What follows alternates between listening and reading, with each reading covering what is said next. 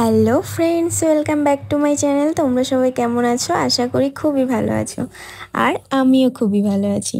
তো দেখো, আজকে তোমাদের সাথে শেয়ার করব একটা ছোট্ট মিনি ব্লগ। তো দেখো, আমি রেডি হয়ে গেছি। এখানে একটা রুম নিয়েছিলাম, এটা গুয়াহাটি স্টেশন। সেখান থেকে রেডি হয়ে আমরা আসামের উদ্দেশ্যে যাব, সেই জন্য আমরা ওয়েট করছিলাম। তো দেখো, এখানে কিছু ভিডিও করে নিচ্ছিলাম, ট্রেনের জন্য অপেক্ষা করছিলাম, আর কিছু ভিডিও ক্লিপ নিয়ে নিচ্ছিলাম। তো দেখো, তারপরে আমরা ট্রেনে উঠে পড়েছি। উঠে পড়ার পর রাত্রেবেলা আর ভিডিও করতে পারিনি, এই জন্য এটা হলো সকালবেলা। তো দেখো, সকালবেলা সূর্যের আলোটা কত সুন্দর করে জানলা দিয়ে আসছে, আর শীতকালে তো এই রোদ্দুরটা খুব সুন্দরই লাগে। তো দেখো, তো কিছু ভিডিও নিয়ে নিচ্ছিলাম। এই জায়গাটা কে কে চেনে অবশ্যই বলবে। তো দেখো কি সুন্দর সিনারি, জাস্ট বাইরে। আমি তো ফার্স্ট টাইম পাহাড়ে এসেছিলাম, কারণ আমি আর কখনো পাহাড় এরিয়ার দিকে ঘুরতে যাইনি। তো ফার্স্ট টাইম আমার তো খুবই ভালো লাগছিল, অ্যান্ড খুব মজা লাগছিল খুব।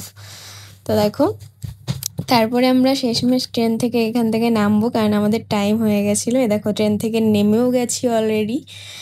নেমে তারপরে আমরা, এটা কোন স্টেশন যেন, এটা হলো হ্যাঁ, শিলচর স্টেশন। তো দেখো, শিলচরে আমরা নেমে গিয়েছি।